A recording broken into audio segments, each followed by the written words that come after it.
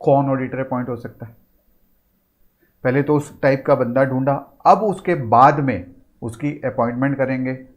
Section 141 पहले ढूंढा, इस टाइप के क्वालिफिकेशन डिस्क्वालिफिकेशन वाले बंदे देखे कि डिस्क्वालिफिकेशन तो नहीं करेंगे।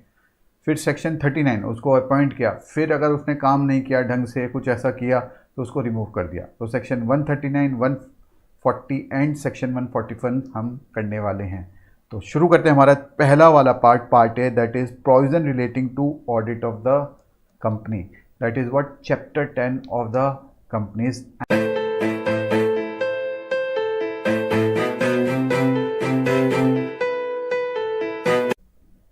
ये कंपनी है, इनको अपने भाई खाते अकाउंट्स, बुक्स ऑफ अकाउंट्स की ऑडिट करवानी है। किससे करवाएंगे? किसी बीकॉम से, सीएस से? नहीं, ऑब्वियसली एक सीए से। अब सीए के आगे भी अगर आप लॉ को ध्यान से पढ़ो, वहां लिखा हुआ है with in the meaning of CA act. मतलब मुझे याद है अराउंड 2 years पहले अचानक ही सोशल मीडिया फेसबुक में कुछ शेयरिंग स्टार्ट हुई थी। There was some institute in Udaipur, वो सीए नाम की डिग्री ग्रांट कर रहा था। क्या वैसे सीए को अपॉइंट किया जा सकता है? नहीं। तो किनको अपॉइंट किया जाएगा? इनको।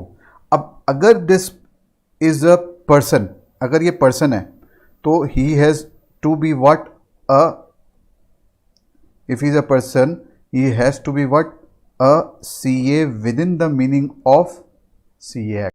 फर्दर क्या मतलब हुआ within the meaning of CA act का? जिन्होंने पहले पी किया तो वो जानते हैं section 4 of the CA act में क्या स्पेसिफाइड है। अगर शायद याद हो मेरा वो निमानिक्स, एज ओ। सर क्या? ए आर्टिकलशिप पास करना पड़ता है, जीएमसीएस पास क्लियर करना पड़ता है, एग्ज़ाम सबसे गंदा पास करना पड़ता है, और सच अदर कोर्स वो जब पास कर लेता है एंड फिर इसके बाद में एप्लीकेशन डालता है, तब जाके उसका नाम रजिस्टर ऑफ मेंबर में आता है। तो अगर कोई इंडिविजुअल को ऑडिट करनी है तो he should be a CA within the meaning of CA act. और CA within the meaning of CA act, section 4 of the CA act क्या बता रहा है? ए जो आर्टिकलशिप, जीएमसीएस, एग्जाम पासिंग और अदर कोर्स, एंड वो complete करे और वो एप्लीकेशन फाइल करे for getting his name enrolled in the register of member. और जैसे ही इसका नाम रजिस्टर ऑफ मेंबर में आ गया तो एज पर सेक्शन, ये मैं सारे लिंकिंग करवा रहा हूं, as per section 21B of the CA act, वहां क्या स्पेसिफाइड है कि who is a chartered accountant? Chartered accountant means who is a member of the institute. तो क्या मेंबर होने से, अगर जैसे अगर ये मेंबर है तो क्या ये अपॉइंट हो सकते हैं ऑडिटर? नहीं, इनको सीओपी के लिए अप्लाई करना पड़ेगा। ये बात सेक्शन 6 में स्पेसिफाई है कि सीओपी के रिगार्डिंग। तो ये जो चीज़ मैंने डिस्कस करी हमारी, ये मैंने पूरा आपको लिंक कर दिया है सीए एक्ट का, ठीक है। अब जरा बात करते हैं फर्म लेवल की। मैं अगर फर्म को अपॉइंट करना चाहूं एज अ ऑडिटर तो कर सकता हूं? यस। शुरू में काम शुरू किया, काम मिलता नहीं है शुरू में, तो इन्होंने सोचा कि क्यों नहीं ऐसे करते हैं, एक single floor under one roof सारी सर्विस प्रोवाइड करेंगे। यानी सीए की भी सर्विस प्रोवाइड करेंगे तो एक सीए साथ में आए, ये सीएस भी आए और एक सीएमए भी आए। अब ये तीनों जनों ने मिलके एक फर्म खोल ली कि ऑडिट करेंगे कंपनीज की, तो सारी सर्विस एक साथ मिलेंगे। क्या ये ऑडिट कर सकते हैं? सबसे पहले तो कुछ स्टूडेंट कहेंगे सर क्या ऐसे सीएमए एक पार्टनरशिप, एक फर्म बना सकते हैं? Answer is yes. जिन्होंने पहले पी पढ़ा हुआ तो वो जानते भी हैं। तो क्या ये सीएमए की फर्म ऑडिट कर सकती है? यस। अगर आप सेक्शन 141 सब सेक्शन 1 को ध्यान से पढ़ोगे, वहां लिखा हुआ है कि द मेजॉरिटी ऑफ पार्टनर क्या होने चाहिए थे? चार्टर्ड अकाउंटेंट, तभी वो फर्म अपॉइंट हो सकती थी for the audit of that company. तो ये फर्म ऑडिट अपॉइंट नहीं हो सकती। चलो चेंज करते हैं। आजकल तो बाहर आउटसाइड इंडिया भी काफ़ी स्कोप है। तो एक सीए इंडिया का, एक सीए, ये दो सीए दुबई के मिले। क्या ये वाली फर्म ऑडिट कर सकती है? अगेन आंसर इज नो, क्योंकि एक्ट में सेक्शन 141 सब सेक्शन 1 में स्पेसिफाइड है कि फर्म तभी अपॉइंट हो सकती है जब majority of partner practising in India हैं and are qualified for appointment. ये सारी बात मैंने आपको जो बोली वो सेक्शन 141 सब सेक्शन 1 में स्पेसिफाइड है। तो ऐसे लेते हैं कि 5 पार्टनर की फर्म है, 3 सीए हैं, एक सीएस है, एक सीएमए है। ये फर्म अपॉइंट होती है। अब ये क्या करते हैं, एलएलपी बना लेते हैं। तो क्या फर्म या एलएलपी, क्या ये सीएस सीए में काम कर पाएंगे ये ऑडिट के regarding? Answer is no, only chartered accountant will be authorise to sign on behalf of that firm. जो भी साइनिंग करनी पड़ेगी, ऑडिट रिपोर्ट या कुछ भी काम होगा। ये सारी बात मैंने आपको जो बोली, ये अच्छा ये वाली बात जो बोली है वो सेक्शन 141 सब सेक्शन 2 में स्पेसिफाइड है और बाकी बात सेक्शन 141 सब सेक्शन 1 में स्पेसिफाइड है। एक बार मटेरियल से लिंक करते हैं फिर आगे बढ़ेंगे। तो देखना क्या लिखा हुआ है section 141 sub section 1 and sub section 2। ये सब सेक्शन नहीं आए तो चल जाएगा, पर जो बाद वाला है ये वाला इसमें आना चाहिए। ये काफ़ी लंबा भी है, ये तो चुटका सा है। A person shall be eligible for appointment as the auditor of the company only if he is a chartered accountant within the meaning of chartered accountant act. अब चार्टर्ड अकाउंटेंट सी एक्ट में जब जाके देखेंगे तो section 21B में specified है chartered accountant means a chartered accountant as defined in section 21B। Section 21B के अंदर स्पेसिफाइड है who is a chartered accountant जिसका नाम रजिस्टर मेंबर में आता है। ठीक है, सेक्शन 21B में स्पेसिफाइड है जिसका नाम रजिस्टर ऑफ मेंबर में आता है। और रजिस्टर ऑफ मेंबर में किसका नाम आएगा? ये बात मैं पी से आपकी लिंक करा दी है ताकि आपको पूरी क्लैरिटी रहे। सेक्शन 4 में स्पेसिफाइड है सी एक्ट के अंदर किसका नाम आएगा? जिसने अपनी आर्टिकलशिप कंप्लीट कर ली हो, जीएमसीएस कर ली हो, एग्ज़ाम पास कर लिया हो सीए फाइनल का और any other course as prescribed, और वो एप्लीकेशन डाले फॉर मेंबरशिप। फिर अगर पूरा वर्ड पढ़ो, means a chartered accountant as defined in section 2 subsection 1B of the chartered accountant act, and उसके साथ साथ वो एक सर्टिफिकेट ऑफ प्रैक्टिस भी हेल्ड करे under section 61 of the act. एक चीज़ बड़े ध्यान देने वाली बात है, लेकिन मुझे बड़ी अम्यूजिंग सी लगी कि यहाँ वर्ड लिखा हुआ वैलिड। जब मैं फर्स्ट टाइम पढ़ रहा था कंपनी तक, मैं कहा वैलिड, फिर मैंने क्या किया, कंपैरिजन किया सीएस की डेफिनेशन, सीएस और सीएमए की, वहाँ वर्ड वैलिड नहीं है। तो मैंने कहा मतलब सीए पे ही शक है कि उसके बाद वैलिड सीओपी है या नहीं है। व्हाट इज़ वैलिडिटी ये मुझे नहीं पता। ऐसे बहुत से सीए हैं जो क्या करते हैं, जॉब कर रहे हैं, साथ में अपना नाम दे देते हैं फर्म में और चलता रहता है काम, कहीं ट्रैकिंग नहीं है उसकी, हो भी नहीं सकती। तो ऐसे केसेस को वैलिड सीओपी नहीं मान जाएगा, फ्यूचर बताएगा। ठीक है, तो ये हमारा पूरा डिस्कशन है। नेक्स्ट, पर्सन अपॉइंट हो गया। अब अगर फर्म को अपॉइंट करना चाहे तो फर्म में कौन? मेजॉरिटी ऑफ पार्टनर्स क्या होना चाहिए? प्रैक्टिसिंग, जो मैंने वर्ड एम्फेसाइज किया था। अगर दुबई के अंदर वो 2 पार्टनर थे, अगर 3 पार्टनर की फर्म थी, तो वो फर्म क्वालिफाइड नहीं होगी अपॉइंटमेंट के लिए। तो where majority of partner practising in India are qualified for appointment as aforesaid. ठीक है, यानी वो चार्टर्ड अकाउंटेंट होना चाहिए within the meaning of chartered accountant act, plus वो सीओपी के लिए अप्लाई करे, उनको सर्टिफिकेट ऑफ प्रैक्टिस मिली हो, तभी एलिजिबल होगी वो firm. As aforesaid may be appointed by firm name to be the auditor of the company. और अब इस फर्म नेम में अब साइनिंग तो एक पर्टिकुलर पार्टनर करेगा। ठीक है, सेक्शन 141 सब सेक्शन 2 क्या कहता है? Where a firm including a LLP is appointed as a auditor of a company, only the partner who are chartered accountant shall be authorized, mandatory force है obviously, to act and sign on behalf of that firm. So this was your qualification. छोटा सा है. Disqualification बड़ा लंबा सा है और यहाँ से क्वेश्चन काफ़ी आते हैं.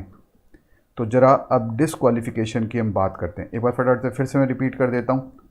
सेक्शन 141 सब सेक्शन 1 क्या कह रहा था? कौन ऑडिटर अपॉइंट हो सकता है? अगर पर्सन है तो he should be a chartered accountant within the meaning of chartered accountant act, और उसके पास एक वैलिड COP होना चाहिए. अगर फर्म अपॉइंट होती है तो majority of partner practising in India are qualified for appointment.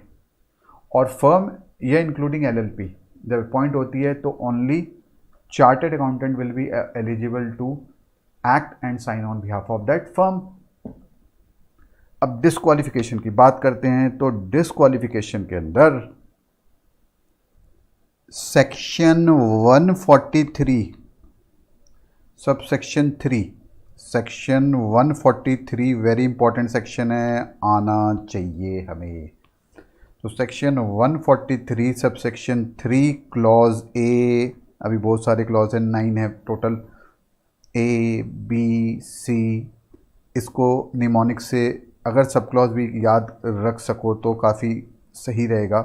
तो पहला हुआ कॉप, वो मैं एक्सपेंड करते जाऊंगा. कॉप मतलब who will be disqualified for being appointed as auditor company. तो पहली चीज़ लिखी गई क्या? अगर कोई बॉडी कॉर्पोरेट है तो that will be ineligible to be appointed as the auditor of the company. अब क्यों इनएलिजिबल है? क्यों इनएलिजिबल है? एक सिंपल सा कंसेप्ट समझो. एक डॉक्टर ऑपरेशन कर रहा था और भूल से मोबाइल छोड़ दिया पेशेंट के अंदर, तो क्या होगा? फैमिली वाले क्या करेंगे? खत्म. नहीं, सेम केस. जो प्रोफेशनल्स होते हैं उनकी लायबिलिटी हमेशा अनलिमिटेड होती है. प्रोफेशनल की लायबिलिटी ये नहीं होगा भाई अगर डॉक्टर के कारण पेशेंट मर गया कि नहीं जी इतनी लायबिलिटी हो सकती है मेरा तो इस कंपनी में इतना शेयर कैपिटल तक की ओनरशिप थी तो मेरी तो इतनी लायबिलिटी हो सकती है. Answer is what? नहीं. सेम केस चार्टेड के साथ है. तो एक बार पॉइंट जरा पढ़ते हैं आगे. पॉइंट क्या कहता है? 143 सब सेक्शन 3. बच्चे रीजनिंग को डेवलप नहीं करते. अरे सर यहाँ तो LLP भी लिखा हुआ है. आते हैं अभी इस पे. स्टार्टिंग लाइन क्या लिखी हुई है? Under section 141 sub section 3 along with the rule 10 of the company's audit and auditor rule the following person. Sir यहाँ तो पर्सन लिखा हुआ है तो फर्म पे एप्लीकेबल नहीं होगा? अरे होगा ना. Person will automatically include that chartered accountant at that firm shall not be eligible for the appointment of the auditor of the company namely का मतलब क्या हुआ? ये 9 केसेस अगर आ गए जो हम डिस्कस करने वाले हैं तो ये कंसर्न फर्म या person will be ineligible to be appointed as what? The auditor of the company. पहली चीज़ लिखी हुई अ बॉडी कॉर्पोरेट. तो मैंने आपको लॉजिक बताया बॉडी कॉर्पोरेट का मतलब क्या हुआ, क्यों बॉडी कॉर्पोरेट यहाँ डिबार करी गई है. रीजन बिंग अनलिमिटेड लायबिलिटी होनी चाहिए. पर सर साथ में ये भी तो लिखा हुआ है अदर देन LLP. तो LLP होने से तो यहाँ सर वर्ड लिखा हुआ है ना लिमिटेड लायबिलिटी हो जाएगी. आप जाके वैसे हमारे कोर्स का LLP एक्ट भी पार्ट है, पूरा नहीं है, कुछ पार्ट है. अब आप LLP एक्ट में अगर ध्यान से पढ़ोगे section 30 of the LLP act में क्लियर कट स्पेसिफाइड है अगर फ्रॉड होता है तो लायबिलिटी लिमिटेड नहीं रहेगी, लायबिलिटी अनलिमिटेड रहेगी. तो लायबिलिटी आज भी अनलिमिटेड है, याद रखना. याद आ जाएगा कंसेप्ट. ये बात क्लॉज A ने बोली. चलें ये सेकंड. तो अब body corporate other than LLP will be ineligible to be appointed as what? The auditor of the company. O officer मतलब अफसर. 4 चीज आती है इसमें. और employ of the company will not be eligible for appointed as auditor of the company. Sir क्यों? Obviously क्योंकि independence impact हो जाएगा। क्या ऑफिसर और एम्प्लॉय ऑडिट कर सकता है? क्या इंडिपेंडेंट माइंड होगा? Answer is obviously not. ये तो आईपीसीसी लेवल तक का। अब हम आते हैं फाइनल लेवल वाले डिस्कशन में। जब हम ऑफिसर का मतलब देखें तो ऑफिसर का मतलब हुआ, सेक्शन 259 स्पेसिफाई करता है कि कौन है ऑफिसर। ऑब्वियसली जो मैनेजरियल कैपेसिटी हो, यानी कौन? डायरेक्टर, मैनेजर, की मैनेजमेंट पर्सन या डायरेक्टर की परछाई, मतलब शैडो डायरेक्टर। डायरेक्टर की परछाई सर मतलब क्या हुआ? Any person according to whose instruction direction that person is accustom to act. मतलब आप सिंपली एक लॉजिकली देखो, अगर कोई कंपनी के अंदर कोई ऑफिसर, कंपनी का कोई ऑफिसर हो या एम्प्लॉय हो, ऑफिसर हो या एम्प्लॉय हो, क्या वो उस कंपनी की ऑडिट कर सकता है? ऑब्वियसली उसकी इंडिपेंडेंस इंपैक्ट हो जाएगी। तो इस ऑफिसर को यही स्पेसिफाई किया, डायरेक्टर, मैनेजर, की मैनेजर पर्सन या शैडो डायरेक्टर। नेक्स्ट क्लॉज क्या आया? अब ये वाला जो ऑफिसर है, ये एम्प्लॉय, ये तो नहीं कर सकता ऑडिट, तो क्या इसका पार्टनर, यानी ये तो ऑफिसर का पार्टनर या एम्प्लॉय का पार्टनर, क्या ये बंदा क्या ये ऑडिट कर सकता है? क्या? ऑब्वियसली अगेन वही वाला इशू आ गया, इंडिपेंडेंस इंपैक्ट हो जाएगा।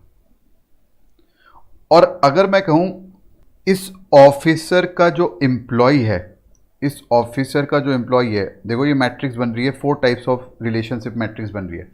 इस ऑफिसर का जो एम्प्लॉय है या इस एम्प्लॉय का कोई एम्प्लॉय है, क्या ये दोनों लोग अगर इस कंपनी का ऑडिटर अपॉइंट होते, क्या ये इंडिपेंडेंट हो पाएंगे? Answer is again what? No. इसलिए डिबार किया गया, ये 4 टाइप के रिलेशनशिप स्पेसिफाई करे गए। तो अभी तक हमने क्या किया? Who can be an auditor?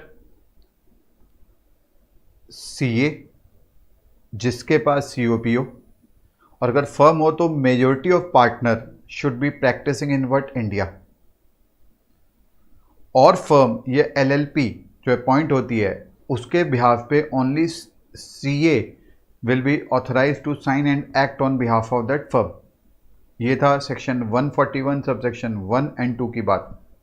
3 में हम डिस्क्वालिफिकेशन करें, और कॉप तो डिस्क्वालिफाइड ही होने चाहिए, पुलिस वालों को थोड़ी हम ऑडिटर बनाएंगे। इसलिए सी, कॉर्पोरेट, यानी corporate body but not LLP will be what? Be disqualified for being appointed as the auditor of the company. O, officer or employee will be disqualified from being the auditors of the company. ये partner या employee of that officer or employee will be disqualified from being appointed as the auditor of the company. ये 4 type की relationship specify करी गई है of officer या employ. अब जरा पढ़ते हैं और फिर लॉ पढ़ते हैं और इशू और इसमें इवेल्युएट करते हैं। अगर आप वर्ड पढ़ो, क्या लिखा हुआ है? ऑफिसर और employ of the company. Section 259 of the companies act में स्पेसिफाई है, officer includes what? The director, manager, KMP या shadow director. Further, a person who is a partner और is in employment of whom, क्या ये partner, officer का जो partner है या एम्प्लॉय का जो पार्टनर है, या एम्प्लॉय ऑफ दैट ऑफिसर या एम्प्लॉय का भी employee will be disqualified for being appointed the auditor of the company. अब एक इशू देखना जहां बच्चे जनरली मिस्टेक करते हैं। एक ZD लिमिटेड होल्डिंग कंपनी है, ध्यान देना इंपॉर्टेंट है ये, और यही मिस्टेक करते हैं स्टूडेंट। ये जो होल्डिंग कंपनी है, इसने एक इन्वेस्टमेंट करा हुआ है, एक company that is RST limited. इसमें होल्ड इन्वेस्टमेंट करा हुआ है। There is a person, there is a individual who is a director in this company. अब क्वेश्चन है, can he be the director in RST limited? Obviously नहीं, यही student कहते हैं। कहां लिखा है? अभी देखो हमने क्या पढ़ा, officer employee of the company. The company मतलब वो जिस कंपनी में ZDD लिमिटेड के अंदर डायरेक्टर था, उसके अंदर वो ऑडिटर नहीं हो सकता, बट उसकी सबसी कंपनी में हो सकता है। ऐसा कहीं डिमांड नहीं है। ये इलस्ट्रेशन बकायदा इंस्टीट्यूट ने यहां पे दिया हुआ है। सर नहीं नहीं नहीं, ये एक रिएक्शन आता है फर्स्ट टाइम जब मैं करवाता हूँ। यही एग्जाम्पल जी, a CA in practice is a director in ZD limited holding company of RST limited. ये डायरेक्टर है CA किसके अंदर? जी, ZD holding company of RST limited on combined reading of section 143B and section 2 subsection 59। It may be concluded that CA G would be disqualified for being appointed the auditor of ZD limited. यानी ZD limited का तो नहीं हो सकता, but RST limited के case में ऐसा कुछ भी नहीं है। ये मिस्टेक जनरली स्टूडेंट करते हैं। सर बट PE में तो हमने कुछ और किया था, वो मैंने PE में डिस्कशन करा हुआ है वहाँ पे, ठीक है, वहाँ अलग तरीके अप्रोच है। यहाँ पे ये मेरा एग्जांपल नहीं है, ये इलस्ट्रेशन इंस्टीट्यूट का है। तो कॉप सिक्योरिटी बिजनेस रिलेशनशिप। अब आते हैं the most important clause, that is D। That is before we do this clause, पहले हम कुछ टर्मिनोलॉजी को समझते हैं। There is a cartel. Sir क्या मतलब हुआ इसका? ये वर्ड मैं दे रहा हूँ, लॉ में नहीं है, समझने के लिए। There is one cartel and there is one consortium, ये ग्रुप। इसका एक डायनेमिक्स पहले समझते हैं हम। For example there is a company और इसके अंदर मिस्टर वीनू ऑडिटर प्रपोज हो रहे हैं, रिकमेंड हो रहे हैं to be appointed as auditor. अगर वीनू जी का शेयर हो उस कंपनी में, whether he should be appointed as auditor, क्या आप एक साथ ही ओनर भी हो और ऑडिटर भी हो, क्या आपका इंडिपेंडेंस इंपैक्ट नहीं होगा? Answer is what? यस। मैंने अभी एक वर्ड यूज बोला था, कार्टल। तो ये ऑडिटर का इंटरेस्ट या शेयर होल्डिंग ना हो कंपनी में, या पार्टनर का इंटरेस्ट या शेयर होल्डिंग ना हो, या रिलेटिव का इंटरेस्ट या शेयर होल्डिंग हो, तो he will be what? Disqualified to be the auditor of that company. इन तीन चीजों को मैंने बोला एक कार्टेल है।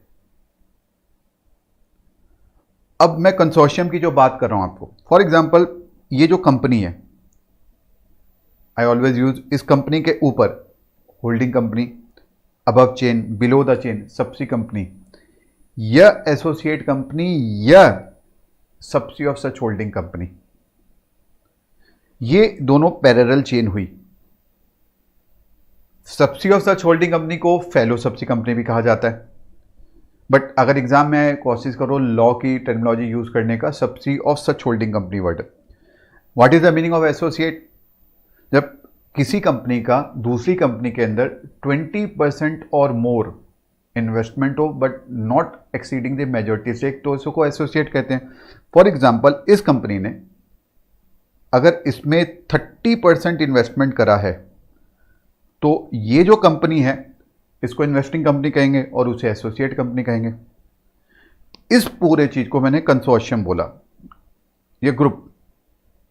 अब ये पूरे कार्टल का अगर उसमें इन्वेस्टमेंट हो, दिस पर्सन यानी this person will be ineligible to be appointed as what? The auditor of the company, because you can not be a owner and auditor simultaneously. ठीक है, ये तो एक हमने एक बेसिक लेवल पे बात करी। अब जरा लॉ पढ़ते हैं, लॉ में क्या स्पेसिफिकेशन आता है, फिर इस पॉइंट को और इवेल्युएट करते हैं। इसको टाइम लगेगा, तो देखना। पहला वर्ड मैंने एनालिसिस दी हुई। मैं हमेशा बच्चों को रिकमेंड करता हूँ एनालिसिस बाद में पढ़ना, क्योंकि एनालिसिस पढ़े तो आपका दिमाग करप्ट हो जाएगा, आप उसी तरीके से पढ़ोगे जैसे मैं चाहता हूँ। ठीक है, तो जरा पढ़ते हैं। A person who is being propose to be और रिकमेंडेड एज ऑडिटर और इज रिलेटिव। अब क्वेश्चन आता है what is the meaning of word relative. तो रिलेटिव का अगर हम मतलब समझे तो जैसे मिस्टर वीनू जी हैं, ठीक है, ये जो ऑडिटर है इसके ऊपर वाली चेन मतलब फादर मदर, इसके नीचे वाली चेन यानी सन डॉटर, पैरेलल चेन यानी इसके ब्रदर या इसके सिस्टर। पुराने वाले कंपनीज एक्ट में दादा दादी नाना दादा दादी तक भी ये जाता था, फादर फिर उनके फादर मदर और नाना नानी जाता था, बट यहाँ न्यू कंपनीज एक्ट में वो नहीं है। तो अगर आप एक चीज़ देखो, अब सन और उसकी वाइफ, डॉटर या उसका हस्बैंड, और इसके साथ जो सौतेला बाप, जो लॉ में लिखा मैं वो वर्ड बता रहा हूँ, यानी स्टेप फादर, स्टेप मदर, सौतेला भाई, सौतेली बहन, सौतेला बेटा, बट आई डोंट नो सौतेली डॉटर क्यों नहीं करी गई यहाँ पे, नो आइडिया। एक्चुअल में ये डेफिनेशन इंटरनेशनल स्टैंडर्ड से उठाई गई है। अगर इनका, अब पहले मेरे वर्ड को ध्यान देना, 1 रुपये का भी इन्वेस्टमेंट हो, मतलब अगर उन्होंने शेयर एक्विजिशन कर रखा हो उस कंपनी का, तो दिस पर्सन ऑडिटर जो रिकमेंडेड हो रहा है, he will be disqualified for being appointed as the auditor. 1 रुपये का, शुरू में नहीं हो रहा, फिर इसके एक्सेप्शन की बात मैं सब्सिक्वेंटली करूँगा।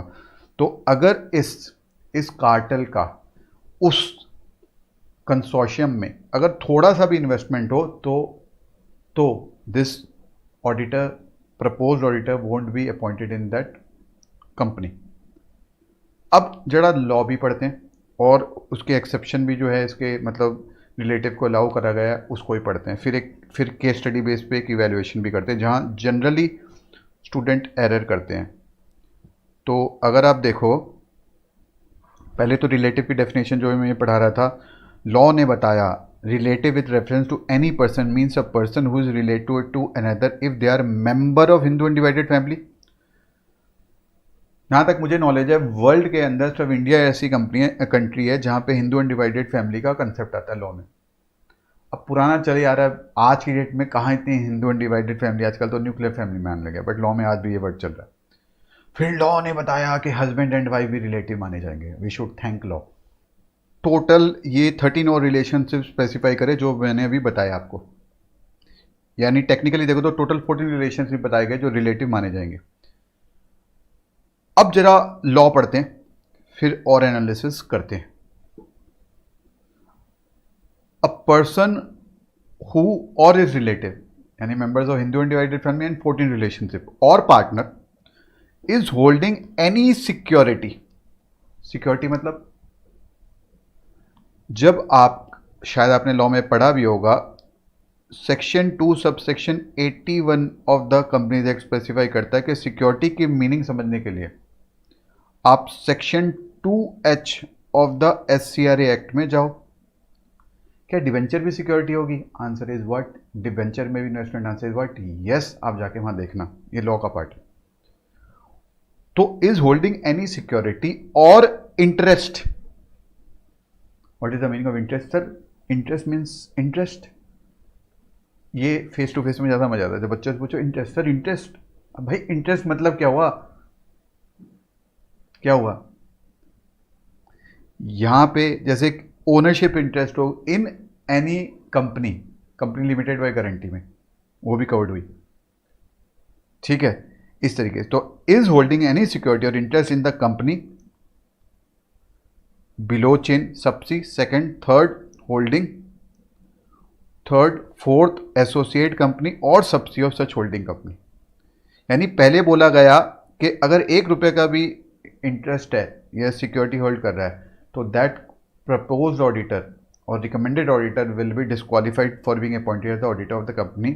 फिर एक एक्सेप्शन दी गई, that relative may hold security और interest in the company of the face value not exceeding ₹1 lakh, ठीक है। और कल को, अब इस पर हम डिस्कशन करेंगे और further, that in the event of acquiring any security और interest by a relative above the threshold prescribed, यानी 1 लाख से ऊपर अगर लिमिट से अगर वो सिक्योरिटी हेल्ड कर देता है रिलेटिव, तो corrective action to maintain the limit, जैसे हो सकता है 70,000 का वैल्यू का शेयर होल्ड कर रहा हो और अचानक ही बोनस शेयर हो गया, तो उस कारण वो 1 लाख की लिमिट एक्सीड हो गई उसकी, तो ऐसे केस में the corrective action to maintain the limit as specified above shall be taken by the auditor with in 60 days of such acquisition interest. जब मैं फर्स्ट टाइम ये प्रोविजंस पढ़ रहा था तो मैं इतना कंफ्यूज हो गया। मैंने कहा 2 ब्रदर हैं, जब तक शादी नहीं हुई तो बहुत प्यार मोहब्बत है, शादी होते ही शुरू लड़ाई झगड़े। अब वो एक brother is a chartered accountant and he is the auditor Reliance industry, वो दोनों भाइयों में लड़ाई चल रही है और वो भाई जाके उस रिलायंस इंडस्ट्री का शेयर परचेज कर ले। मैं तो गया, वो कंसर्न बंदा तो गया, मतलब ये क्या प्रोविजन हुआ, बट प्रोविजन ऐसा ही है। और मजे की बात है यहां पे ये स्पेसिफाइड है कि 60 डेज में करेक्टिव एक्शन होगा। मैं ये सोच रहा था इसका मतलब कहीं ना कहीं लेजिस्लेचर ये चाहते थे सीएस के घर में जो हिंदू अनडिवाइडेड फैमिली होगी उनकी, उनमें प्यार मोहब्बत बने रहे और वो हर 60 दिन बाद मिलते रहे। फिर वो सीए पूछेगा, वीनू जी पूछेंगे अपने ब्रदर से, अपने सिस्टर से, भैया आपने कोई मेरी, मैं इस कंपनी में ऑडिटर हूं, आपने कहीं इसमें इन्वेस्टमेंट तो नहीं कर दी ना, नहीं तो मैं क्या डिस्क्वालीफाइड हो जाऊंगा। इसकी यही इंटरप्रिटेशन निकल के आती है। Why this, I don't know why this provision like this. अब जरा फर्दर इवेल्युएट करते हैं इस प्रोविजन को। देखना इसमें फंसते हैं बच्चे। मैं फिर अपने डायग्राम पे चलते हैं।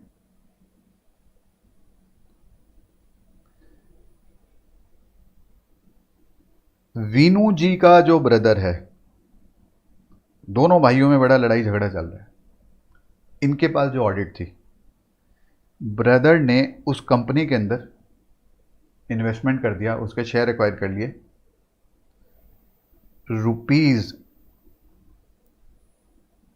₹50,000 के। उनकी मार्केट वैल्यू 2 लाख तक चली गई। Whether that mister Vinu is disqualified, answer is no, क्योंकि वहां वर्ड क्या है, फेस वैल्यू। इस पे भी क्वेश्चंस हैं, फिर मैं चेंज कर रहा हूं। यहां देखना, ब्रदर ने सबसी कंपनी में ₹30,000 face value of the share acquire कर लिए। ब्रदर ने सबसी कंपनी में 30,000 फेस वैल्यू का शेयर एक्वायर कर लिया। क्या वीनू जी डिस्क्वालीफाइड है? सोचना भी, यहाँ face to face is very better. यहाँ तो बस पढ़ना आप सुनते जाते हो, सुनने से क्या होता है दिमाग में प्लॉट करना पड़ता है, पूरा केस स्टडी बना के घुमा के क्वेश्चन आता है फाइनल लेवल पे। ऑब्वियसली आंसर क्या आएगा आपका, आई नो दैट कि सर नो, बिकॉज 1 लाख की वैल्यू एक्सीड नहीं कर रहे तो he is not disqualified, he is disqualified. ध्यान से नहीं पढ़ा गया है प्रोविजन। फिर देखना, जानबूझ के मैंने उस समय ऐसे पढ़ाया। अब देखना, आप ये लिंक करो और ये बात हमेशा याद रखना। Even I have seen some authors also committing that mistake. वहाँ वर्ड क्या है, और ये एग्जाम्पल इंस्टीट्यूट के स्टडी मैट में भी है, जो मैंने यहाँ दिया हुआ भी है। देखना यहाँ क्या लिखा है, ध्यान से पढ़ना। ऊपर स्पेसिफाई है 5 टाइप की कंपनी, 5 टाइप्स की कंपनी स्पेसिफाई है कि अगर ₹1 भी इन्वेस्टमेंट हुई इन 5 कंपनियों में, सिक्योरिटी या इंटरेस्ट होल्ड हुआ, that concern person who is propose to be appointed as auditor will be disqualified. फिर जो ये एक्सेप्शन दिया गया है, एक्सेप्शन में क्या लिखा हुआ है, provided that relative may hold security और इंटरेस्ट इन द कंपनी लिखा हुआ है, न कि ऑल। फर्दर वो 4 टाइप की कंपनी नहीं स्पेसिफाई हुई, यानी इन 4 टाइप्स की कंपनी, यानी अगर उस कंपनी की सबसी कंपनी हो, होल्डिंग हो, एसोसिएट हो, सबसी और सच होल्डिंग कंपनी में ₹1 का भी इन्वेस्टमेंट अगर रिलेटिव कर देता है, there is no exception. Exactly यही ऊपर आ रहा था जहां स्टूडेंट फंसे। वहां क्या लिखा हुआ है, ऑफिसर और एम्प्लॉय ऑफ द कंपनी। इसमें सबसे बड़ा चैलेंज यही है डिस्क्वालिफिकेशन में, याद रखना। अभी कंपनी है, ठीक है, वहां 5 रिलेशनशिप आए, अभी फिर 6 में कन्वर्ट होगा। देखना, ये ध्यान से पढ़ने वाले हैं सारे। फाइनल लेवल पे तो बहुत क्रिटिकल है, इस पे क्वेश्चंस भी हैं इंस्टीट्यूट के। यहाँ पे officer employee of the company, यानी officer employee of the subsi company अगर हो तो इश्यू नहीं बनेगा। करेक्ट, जो अभी मैंने वो डायरेक्टर वाला एग्जांपल लिया था, जो होल्डिंग कंपनी में डायरेक्टर है तो सब्सिडी कंपनी में ऑडिटर बन सकता है। करेक्ट, तो ये एनालिसिस मैंने दिया हुआ है विथ ऑल द एग्जांपल जो मैंने डिस्कस किया है, वो अभी आप पढ़ लेना थोड़ी देर बाद। अब अभी तक हमने क्या किया, फिर से ज़रा रिकॉल करते हैं। हम कर रहे हैं डिस्क्वालिफिकेशन सेक्शन 143 सब सेक्शन 3, जहाँ ये स्पेसिफाई करा गया है क्या, कॉप सिक्योरिटी। कॉप सिक्योरिटी, अगर ये चीज़ इनकर हुई, C cop body corporate is not eligible to be appointed the auditor of the company. Officer employee ineligible. फिर 4 टाइप के रिलेशनशिप, पार्टनर और एम्प्लॉय ऑफ द ऑफिसर और एम्प्लॉय ऑफ द कंपनी। फिर अगर पीपीआर ने, मतलब पर्सन, पार्टनर या relative ने, 4th पॉइंट हमारा बना, अगर पीपीआर ने पर्सन, पार्टनर या रिलेटिव ने सिक्योरिटी या इंटरेस्ट होल्ड किया, किसमें, कैश में, सी कंपनी, एसोसिएट, सबसी, होल्डिंग और फेलो सबसी कंपनी। 1 रुपये का भी हुआ तो डिस्क्वालिफाइड है। बट रिलेटिव के केस के अंदर एक्सेप्शन है, क्या, कि रिलेटिव सिर्फ सी पे मैंने हाईलाइट किया है, यानी पर्टिकुलर उस कंपनी में face value up to ₹1 lakh तक हेल्ड कर सकता है शेयर, और अगर उससे एक्सीड होता है तो उसको विदिन 60 डेज में करेक्टिव एक्शन लेना पड़ेगा। ये था अभी तक जो हमने किया। अब और एक चीज़, फॉर एग्जाम्पल ऐसे समझो, ये पीपीआर यानी दैट पर्सन, पार्टनर, रिलेटिव ने जैसे बताया आपको कैश यानी कंपनी, एसोसिएट, सबसी, होल्डिंग, फेलो सबसी कंपनी से लोन लिया, तो क्या ये पीपीआर इंडिपेंडेंट रहेंगे? ऑब्वियसली नहीं। लोन की लिमिट स्पेसिफाई करी, अब वहां वर्ड है लोन, क्या, अगर गुड्स परचेज करे तो क्या इंडिपेंडेंस की लिमिट इंपैक्ट नहीं होगी? यस, अगर उधार में, वर्ड इज इंडेप्टेड। कितनी वैल्यू तक इंडेप्टेड है? तो लॉ में लिखा हुआ है ग्रेटर देन 5 लाख, वहां लिखा हुआ है इस इन एक्सेस ऑफ 5 लाख अगर इंडेप्टेड है तो the concern person will be ineligible to be the auditor of the company. एक और चीज़ फिर यहाँ एडअप करी गई, क्या, अगर किसी थर्ड पर्सन को, ये 5 टाइप की कंसोर्शियम ने अगर लोन दिया और उसको गारंटी, यह तो that person, propose person appointed to be auditor, यह द पार्टनर रिलेटिव ने अगर गारंटी या सिक्योरिटी दी in excess of ₹1 lakh, in that case that person will be ineligible to be the auditor of the company. अब अगर आप देखे जाए, this clause is very very harsh, नहीं? एक बार पढ़ते हैं, फिर उसके बाद में फिर इसमें और इश्यूज डिस्कस करते हैं जहां स्टूडेंट फंस जाते हैं। तो अगर आप देखो, is indebted to the company. Who is indebted to the company? That person, relative or partner.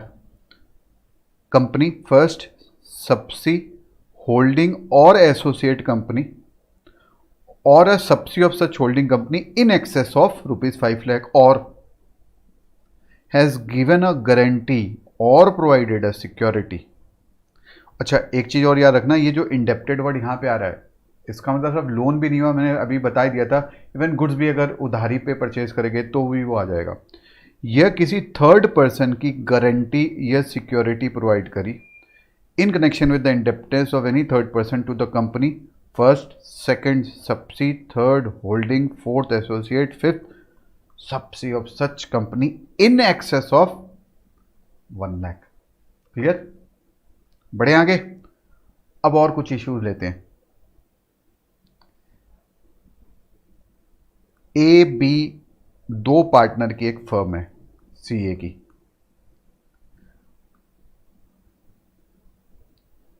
दो पार्टनर की फर्म है और फर्म ने, it is the auditor of for example XYZ limited, और फर्म ने इन्वेस्टमेंट करा है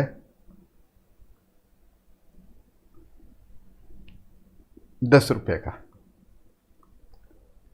ए इज द साइनिंग पार्टनर। हाँ जी, क्या A will become now ineligible? Actual में तो होता है ये सब सारे कंडीशन चेक बिफोर अपॉइंटमेंट होते हैं, और अगर ये चीज subsequent to the appointment disqualification incur हो जाती है तो that person will have to vacate the office. बताओ, बड़े यूनिक आंसर्स आते हैं। अगर मैं स्टार्टिंग में जाऊं, चलो पहली लाइन क्या लिखी हुई है? Under section 141 subsection 3 read along with rule 10 of the company audit and auditors rule, the following person मतलब individual shall not be eligible for appointment as the auditor of the company. correct? तो क्या firm investment अगर करती है तो that mister A will be ineligible? Obviously yes. यहाँ person का मतलब क्या होगा? दैट इंडिविजुअल एंड फर्म, ऊपर से भी एनालिसिस निकाली जा सकती है, तो फर्म भी इन्वेस्टमेंट नहीं कर सकती। और एक एग्जांपल, इस फर्म के अंदर एक एम्प्लॉय थे, ये एम्प्लॉय ने इन्वेस्टमेंट कर दिया XYZ लिमिटेड,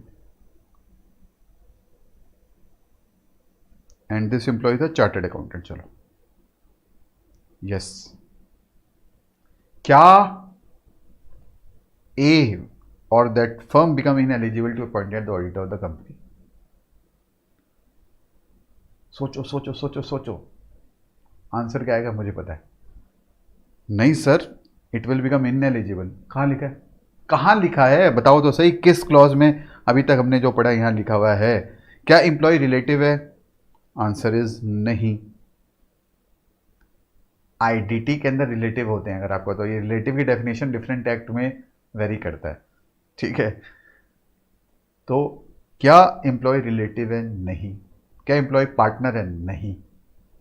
तो ये केस नहीं बनेगा इन एलिजिबिलिटी का। तो हमने क्या कर रखा है? कॉप सिक्योरिटी 4 क्लॉज कर लिए हैं, ठीक है। अब चलते हैं 5वें क्लॉज पे, दैट इज बिजनेस रिलेशनशिप। इस क्लॉज में सबसे इंपॉर्टेंट एक और एलिमेंट आपको समझना पड़ेगा। इसमें ना एक और एडिशन होता है, इस चीज़ को स्टूडेंट ध्यान से नहीं देखते हैं। देखो आईपीसीसी लेवल पे तो मुझे लगता नहीं कभी इस लेवल पे पूछ सकता, फाइनल में पूछते हैं। अभी हमने 5 टाइप के केसेस बात करे उस कंसोर्शियम में, अब उसमें एक एडिशन हो रहा है। क्या एडिशन हो रहा है? For example Tata group, Tata TISCO के अंदर अपॉइंटमेंट होनी है उस ऑडिटर की, तो बिजनेस रिलेशनशिप ये तो टिस्को के साथ नहीं होना चाहिए। यह जो 5 केस थे, down the chain that is what? Subsea company, या होल्डिंग कंपनी, या इस होल्डिंग की फर्दर सबसी कंपनी यानी फेलो सबसी कंपनी, या एसोसिएट जिसमें मेरा इन्वेस्टमेंट हो, ठीक है, या एसोसिएट जिसने इन्वेस्टमेंट किया हो, जो अभी मैंने समझाया था। अब यहाँ पे एक इंपॉर्टेंट चीज़ देखने वाली है, ये तो अभी हमने ऊपर किया, ये 5 केस। इस एसोसिएट की जो सबसी कंपनी है, यहाँ पे भी अगर मेरा बिजनेस रिलेशनशिप हो गया तो आई विल बिकम डिस्क्वालीफाइड। ये ध्यान देने वाली बात है। ये वाली एसोसिएट की जो सबसी कंपनी है इस क्लॉज में और एक एडिशन है, एक बार पढ़ते हैं फिर हम आते हैं यहाँ पे। पहले पढ़ते हैं फिर और इवेल्युएट करेंगे।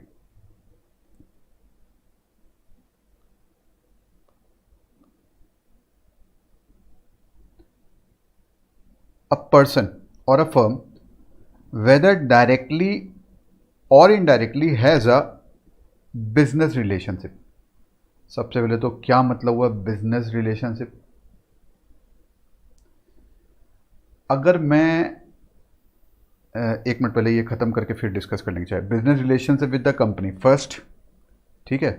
सेकंड आया आपका subsi down the chain, third holding above the chain, fourth associate parallel chain, fifth subsi of such holding or associate company, ठीक है।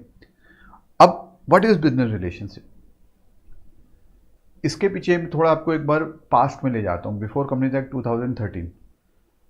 If I am a central statutory auditor of SBI, मेरे ख्याल से 8-9 हज़ार branches होंगी SBI की India में। अगर मैंने एक भी ब्रांच से कोई लोन अमाउंट ले लिया 2 रुपया का भी, I become ineligible for being appointed as the auditor of all the branch in the country.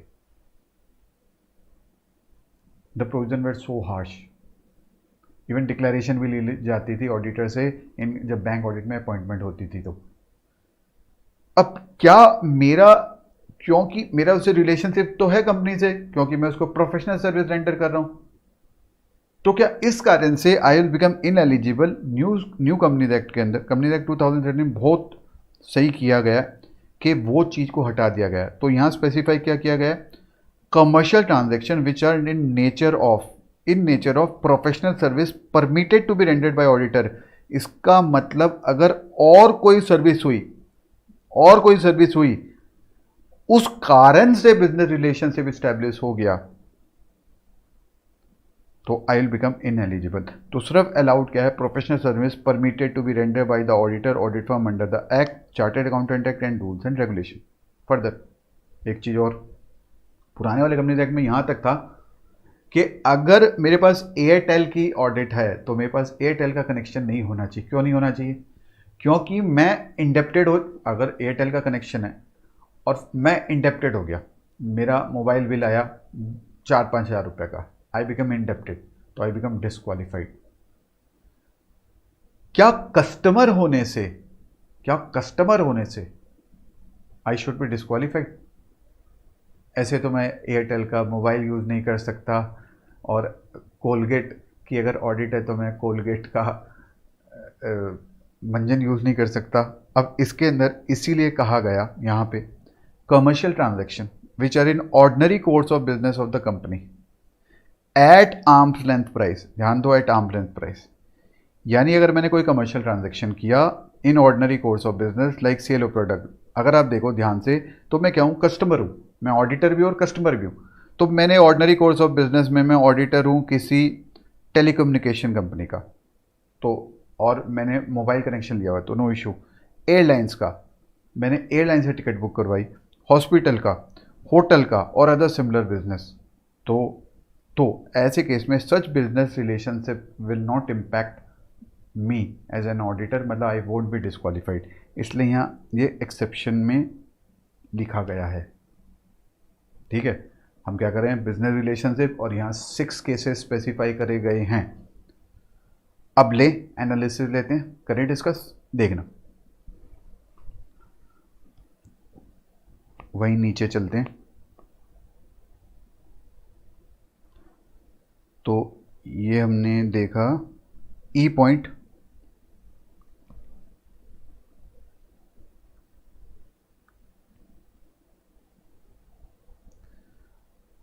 नहीं पहले मैं इशू करवाता हूँ फिर लेते हैं, क्योंकि यहाँ फंसने के चांसेस होते हैं इन इश्यूज़ में।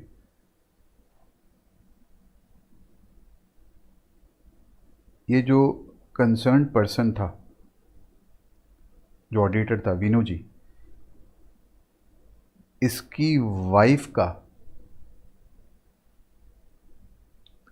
बिजनेस रिलेशनशिप इस्टेब्लिश हो गया विथ कैश, याद है ना, company, associate, subsi, holding company, fellow subsi company, और यह सब्सी ऑफ एसोसिएट।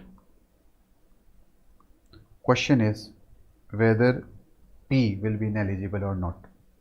बताएं। सर इनएलिजिबल है, इनएलिजिबल है सर। अच्छा, पढ़ा है आपने ध्यान से? वहाँ वर्ड क्या था? पर्सन और a firm relative word missing है, लिख के काटो बुक में, रिलेटिव वर्ड नहीं है वहाँ। और एक केस, फिर ऊपर ही चलते हैं।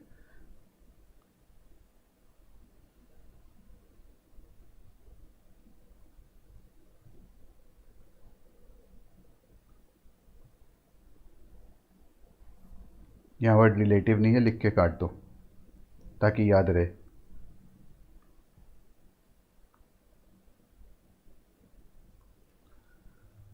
अगर मेरी एक कार का डीलर है,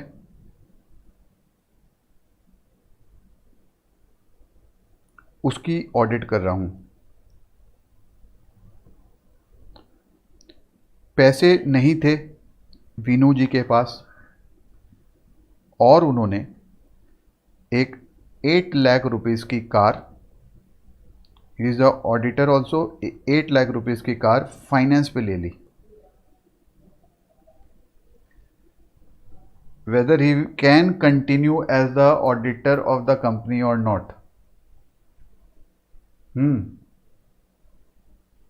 हाँ सर, अभी आपने बताया अगर business relationship in ordinary course of transaction हो और एज कस्टमर हो तो ऑब्वियसली इनएलिजिबिलिटी नहीं इम्पैक्ट करेगी, इनएलिजिबल नहीं होगा। अच्छा, हाँ लिखा तो यहाँ यही है, पर एरर क्या करते हैं आप, ये वाला पॉइंट भूल जाते हो। He has become indebted to the company in excess of what 5 lakh, तो मैंने 8 लाख लिखा है, तो he will become what, ineligible, और he will have to vacate the office. ठीक है, ये था अभी तक का हमारा डिस्कशन। तो जरा ई पॉइंट वर्ड मैंने क्या लिखा, कॉप, सिक्योरिटी इंटरेस्ट और बिजनेस रिलेशनशिप अगर इस्टेब्लिश हो, ये ऐसे ना एक अलग से अपने हाथ से बनाओगे तो ज़्यादा बेटर है। दो मैंने समरी नोट्स भी दिए हुए हैं, पर अगर फर्स्ट टाइम अगर करो, क्योंकि शुरू में अभी फर्स्ट टाइम जब करो तब आपके पास टाइम रहता है। अभी अगर आप 1 घंटे लगा के लास्ट दिन के 5 मिनट भी बता सको, सिर्फ 5 मिनट कह रहा हूँ, कर लो वो इन्वेस्ट, ज़्यादा बेटर है। उस समय 5 मिनट भी बड़ा मैटर करता है, क्योंकि हार्डली आपको उस समय 23-24 घंटे मिलते हैं सारी चीज़ को रिवाइज़ करने, और जितना आप रिवाइज़ कर पाओगे नेक्स्ट दिन एग्ज़ाम में, तभी आप प्रॉपर अटैम्प्ट कर पाओगे। रिवीजन उस दिन टारगेट करनी चाहिए कि आप सारी चीज़ें रिवाइज़ कर पाओ। तो यहाँ वर्ड क्या है, बिजनेस रिलेशनशिप और दैट कंसर्न पर्सन, ये फर्म स्पेसिफाइड है, और 6 केसेस थे। कौन से? कैश, फेलो सब्सी कंपनी या subsi company of associates. Clear? Cop, security, business relationship. अब आगे बढ़ते हैं। फिर बना हमारा निमोनिक्स। कोशिश करो ऐसे याद करके, कोई भी और तरीका हो एसोसिएशन का वैसे बना दो। MD, employment, 20 company, MD employment in 20 company. Court, ये इसको बना लो 2 association, MD employment 20 company, court section 144। 2-3 बार भी ऐसे रिकॉल करोगे तो याद हो जाएगा। इसमें क्लॉज नंबर आने चाहिए। मैं बहुत कम जगह कहता हूँ याद करने के लिए, एक ये कहता हूँ, एक कारों के लिए मैं स्पेशली कहता हूँ, कारों का भी याद करो, वहाँ पे बड़े अच्छे तरीके से एक फ्लो बनाया हुआ जिससे याद हो जाता है। और एक प्रोफेशनल एथिक्स, ये 3 चीज़ के मैं स्पेशली कहता हूँ आपको आने ही चाहिए क्लॉज नंबर। स्टैंडर्ड नंबर भी अगर आप आ रहे हैं आपके एग्जाम में, बता रहा हूँ 6-7 नंबर सिर्फ उसके साइटेशन के नंबर मिल जाएंगे आपको। अब क्या मतलब हुआ एमडी का, चलते हैं एफ क्लॉज में। एमडी वर्ड से रिकॉल हो जाएगा आपका। एफ क्लॉज में क्या लिखा हुआ है, a person whose relative is the director. अगर मैं डायरेक्टर हुआ तो क्लॉज भी हिट कर गया। एनी ऑफिसर डायरेक्टर, ऑफिसर याद है, officer employee can not be the auditor of the company.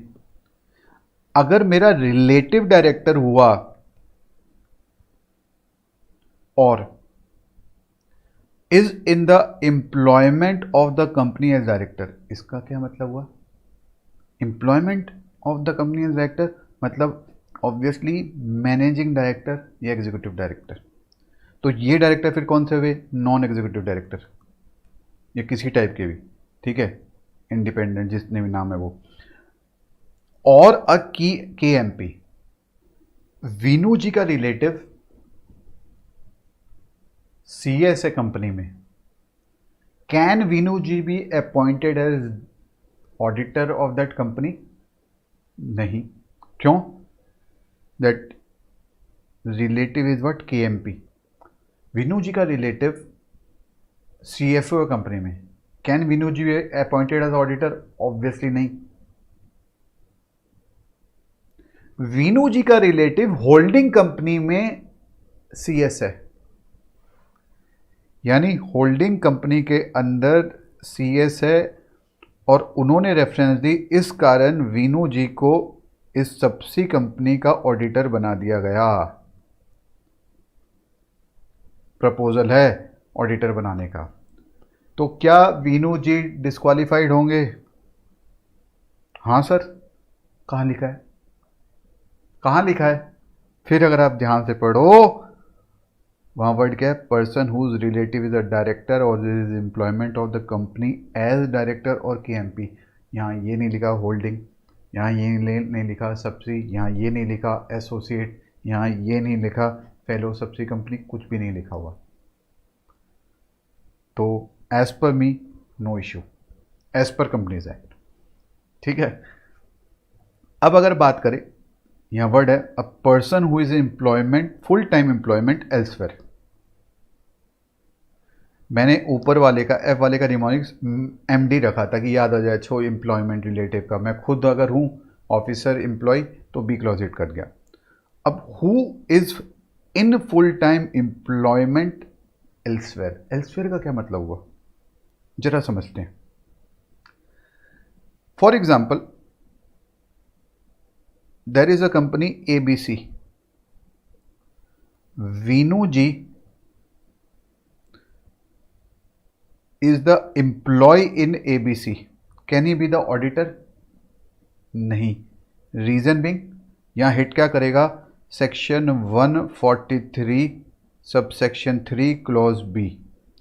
तो क्या वीनू जी XYZ दूसरी कंपनी में ऑडिटर हो सकते हैं, नहीं। यहाँ पे क्लॉज हिट कर जाएगा section 143 sub section 3 clause ji. This is the meaning of word elsewhere. अगर मैं फुल टाइम एम्प्लॉयमेंट कोई और जगह हूं तो मैं इस कंपनी में ऑडिटर नहीं हो सकता, और अगर मैं इस कंपनी में एम्प्लॉयमेंट हूं तो क्लॉज भी हिट कर गया।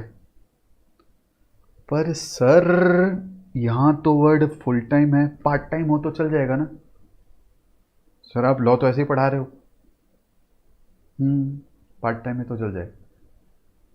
पता है फिर क्या इम्पैक्ट करेगा, नहीं। सेक्शन जो क्वालिफिकेशन का हमने भी सेक्शन किया था 143 सब सेक्शन 1-2, वहाँ हिट आ जाएगा। कैसे, his name should be in the register of member, उसके पास COP होना चाहिए। अगर कोई CA एम्प्लॉयमेंट में है, ठीक है, एम्प्लॉयमेंट में है, तो फिर he can not sign any audit report. Professional ethics में आप जाके पढ़ोगे तो वहाँ CA एक्ट हिट कर जाएगा, ठीक है। फिर क्या बोला गया, अब पर्सन, सर ये कितना और चलेगा, चिंता मत करो, अभी तो ये ख़त्म हो जाएगा, फिर उसके बाद में बहुत रिपीटिशन होगी ताकि आप ये रिकॉल कर सको, यहाँ से क्वेश्चंस बहुत आते हैं। अ पर्सन और a partner of a firm holding appointment as the auditor. जैसे वीनू जी के पास 19 कंपनियों की ऑडिट थी, अब उनके पास और कुछ ऑडिट आई। क्या वीनू जी 4 ऑडिट आई? नहीं, जिसमें एक ऑडिट एक स्मॉल कंपनी की है, एक ऑडिट एक प्राइवेट लिमिटेड कंपनी की है जिसका paid up share capital 50 crore है। 2 अदर कंपनियां हैं, ये बड़ी कंपनियां हैं। क्या ये चारों की ऑडिट ले सकते हैं? अब समझना यहां पे क्या ये क्लॉज कहना चाह रहा है, अ पर्सन और a partner of the firm holding appointment as the auditor. यानी मैं ऑलरेडी ऑडिटर की पोजीशन में हूं, मैंने कुछ कंपनी की ऑडिट कर रहा हूं। If such person partner is at the date of such appointment reappointment holding appointment as the auditor of more than 20 company, he will become ineligible. अब पहले लॉजिक समझो क्यों ये क्लॉज आया। Reason being to help small CA firms, वरना सारी बड़ी firms ही काम खींच जाती। इसलिए रेस्ट्रिक्शन किया गया है कि मैक्सिमम कितनी ऑडिट कर सकता है पर्टिकुलर पर्सन, दैट इज 20। पर इसमें एक्सक्लूजन किया गया ओडीएसपी को, मतलब वो डिस्ट्रिक्ट सुपरिटेंडेंट ऑफ पुलिस। क्या ओ 1% कंपनी, वो तो आप जानते होगे। डोरमेंट कंपनी, ये भी जानते होगे। स्मॉल कंपनी, ये तो जानते ही होगे। प्राइवेट कंपनी, ये तो आप जानते हो, आपने लॉ में पढ़ाई है, मैं क्या बताऊं इसमें। Private company having a paid up share capital less than 100 crore. What is dormant company? इस पे जनरली स्टूडेंट पूछते रहते हैं। I guess you may have done in law also. एक सिंपल सा ये बोल सकता हूँ, the basic concept of dormant company जो कंपनीज एक्ट में है, it is like invest now shine later वाला कंसेप्ट है उसके अंदर। मतलब जैसे कोई कंपनी है, उसके पास बहुत सी एसेट्स है, ये इंटेलेक्चुअल प्रॉपर्टी राइट्स है, फ्यूचर में कोई बिजनेस करना चाहती है, तो ये कंपनी ऐसे क्या करेगी, पहले रजिस्ट्रेशन ले लेगी आरओसी के अंदर, और सब्सिक्वेंटली, तभी मैंने बोला इन्वेस्ट नाउ, सब्सिक्वेंटली वो उसको कैपिटलाइज करेगी अपनी एसेट्स को, या फ्यूचर में कोई बिजनेस ट्रांजैक्शन करना चाहती है। इवन अ कंपनी जिसने डिफ़ॉल्ट किया of filing of annual return for 2 years, वो भी डोरमेंट कंपनी में आती है। तो इन कंपनीज को एक्सक्लूड किया गया। तो जैसे मैं भी आपको ये बता रहा था, जैसे 19 कंपनी आई, तो स्मॉल कंपनी की ऑडिट ले सकता है, यस, नो इशू। ये प्राइवेट लिमिटेड कंपनी की ऑडिट ले सकता है, yes, 50 crore paid up capital है, ठीक है। और अदर 2 कंपनियों, कोई लिस्टेड एंटिटी हो ये 2, तो क्या इनकी ले सकता है? नहीं, इनमें से he has to opt out any one of them. या जो 19 कंपनी है उसमें कुछ ऑप्ट आउट करके ये दोनों ले सकता है, ये अगर बड़ी है तो। और reasoning for this clause is to ensure there is more allocation of work to the small firms. तो ये किया, एक बार रिकॉल कर लेते फटाफट से। फिर से हम क्या कर रहे थे, सेक्शन 143 1 एंड 2 ने क्या बताया, qualification, who can be appointed as the auditor of the company. वो कौन होना चाहिए, चार्टेड अकाउंटेंट, और कौन, उसके पास एक सीओपी होना चाहिए। अगर फर्म है तो majority of partner should be practising in India. फिर हमने 142 सबसेक्शन 3 के डिफरेंट क्लॉज करे। हमारा निमोनिक्स क्या था, cop security business relationship, MD employment, यहाँ तक हम पहुँचे हैं, MD employment in 20 company. Sir अब ब्रेक दे दो सर, फेस टू फेस में तो बच्चे ये कह देते हैं, आप कहोगे पारक जी आप बहुत बोल लिए, अब आप थोड़ा शांति से बैठिए, हम चाय पी के आते हैं। नहीं देखना कॉप, थोड़ा सा रुको, बस 2 और क्लॉज पड़े हैं। Cop, C body corporate excluding LLP, ठीक है, बॉडी कॉर्पोरेट का not be appointed as the auditor company. C O officer employ, P partner और एम्प्लॉय ऑफ द ऑफिसर और एम्प्लॉय। सिक्योरिटी और इंटरेस्ट किसका, दैट पर्सन का, पार्टनर का, relative का 1 रुपये का भी नहीं अलाउड, बट इन नहीं अलाउड किसके अंदर, कंसोर्शियम। क्या थी, 5 केसेस थे, कैश, याद है, company, subsea, holding, associate or subsi of such holding company. Indebted या गारंटी और सिक्योरिटी, इंडेप्टेड की limit in excess of 5 lakh और सिक्योरिटी, गारंटी सिक्योरिटी की in excess of 1 lakh for third person. ये था कॉप, सिक्योरिटी, बिजनेस रिलेशनशिप किसका, person, ये firm का ना हो। यहाँ पे एक और चीज़ एडिशन हो गई थी, subsi of associate company, cop, security, business relationship, MD, मेरा रिलेटिव, ये तो डायरेक्टर है, ये employment in the company as director है, ये की एमपी है, या मैं खुद एम्प्लॉयमेंट हूँ elsewhere. Elsewhere word is important, मैंने इसलिए एम्फोसाइज किया है। MD employment in 20 company, maximum 20 company की ऑडिट कर सकता हूँ, excluding ODSP, 1 person company, dormant company, small company, private limited company having a paid up share capital less than 100 crore. अब आते हैं एच पॉइंट पे। A person who has been convicted by a court, अगर conviction हो गया by court of an offence involving fraud and a period of 10 years has not elapsed from the date of such conviction. Simple सा straightforward सही है कि अगर कोई convicted हो गया बाई द कोर्ट 10 साल के लिए, तो अगर 2 साल भी गया वो जेल में, तो एटलीस्ट 8 साल उसको वेट करना पड़ेगा। अगर 6 साल गया तो 4 साल वेट करना पड़ेगा। इस पर मैं आपको एक बड़ा इंटरेस्टिंग सी अपनी खुद की लाइफ की एक इंसिडेंट बता सकता हूँ, जहाँ पे मैंने आई डिड आर्टिकलशिप। हमारे जो पार्टनर थे बहुत बड़े सेलिब्रिटी थे, सेलिब्रिटी इन द सेंस इतनी बड़ी बड़ी लिस्टेड कंपनी जिनका टर्नओवर ही 20-20 हज़ार करोड़, 25 हज़ार करोड़ आते हो, न्यूज़पेपर में वो आते रहते थे। मतलब साल में हार्डली मेरे ख्याल से 2 या 3 बार अगर उनके दर्शन हो जाते थे तो हम बड़े खुश हो जाते थे, भाई दर्शन हो गए। उनकी एक जो गंदी आदत थी वो ये थी कि वो छुट्टी नहीं देते थे। आप जैसे छुट्टी मांगने जाओ, बस क्या रखा क्या रखा क्या रखा, छुट्टी, प्रैक्टिकल काम करो, ये देखो देखो देखो देखो देखो देखो कितनी बड़ी बड़ी कंपनी मैं तुम्हें भेजता हूँ, वो देखो मैंने वहाँ भेजा, वो देखो ये हिंडाल्को, इस्पात ग्रुप, इतनी बड़ी, he was auditor of such big company. He never used to give leave. Hardly when first time I opted for both group, I was given a leave for just 20 days. Imagine. अब कुछ होते थे बदमाश article, उनको बड़ी खुंदक कि उनको तो चाहिए 2-3 महीने लीव, और हमारी फर्म में बहुत रैंक होल्डर्स निकलते थे। प्रेशर इतना होता था, इतना प्रेशर होता था काम का, लेकिन उसके साथ मैनेज कर लेते थे पढ़ना लिखना भी।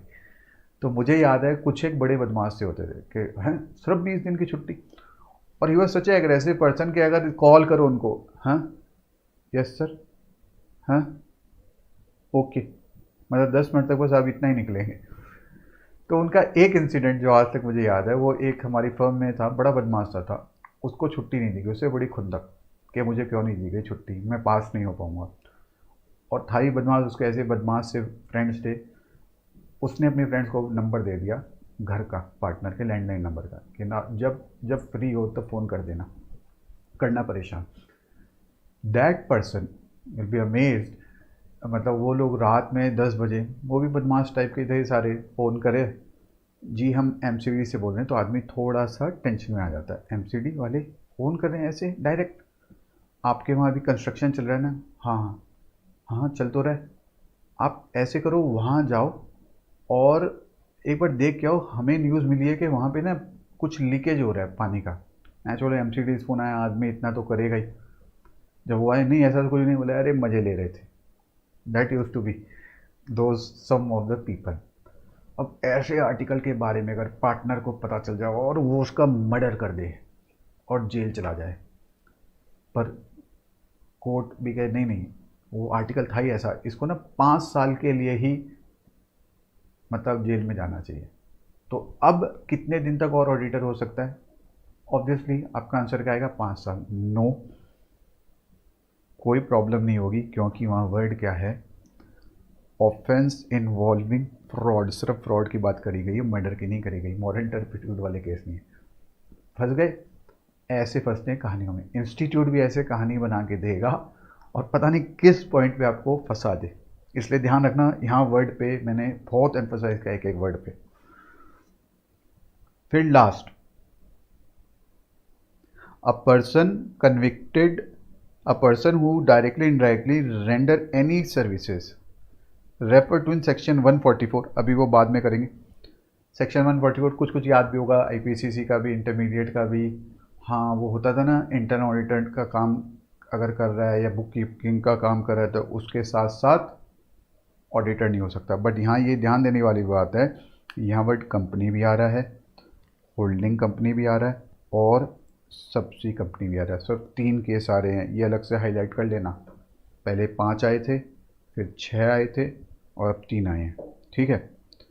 तो और अगर ये सारे कंडीशन तो at the time of appointment check हो, अगर सब्सिक्वेंटली ये सब एक भी डिस्क्वालिफिकेशन हिट हो जाती है उस कंसर्न पर्सन पे, तो he will be deem to be what, vacated the office of the auditor. If a person appointed as the auditor of the company incurs any of the disqualifications specified in section 141 subsection 3, he shall be deemed to have vacated his office. Such vacation shall be deemed to be what? The casual vacancy in the office of the auditor. तो ये था अभी तक का हमारा evaluation, ठीक है। Cop, security, business relationship, MD, employment, in 20 company, court, section 144, specialise service, कुछ भी ऐसे करके कर लो। तो अब क्या करते हैं, अब हम इंस्टीट्यूट का क्वेश्चन करते हैं, देखना हम कैसे फंसेंगे। अभी आपको अंडरस्टैंडिंग आ गई, लिखना नहीं आया है, किस तरीके से आप इलेबोरेट करोगे, कितना लिखोगे, अब हम उस पर डिस्कशन करेंगे, ठीक है। तो करते हैं डिस्कशन।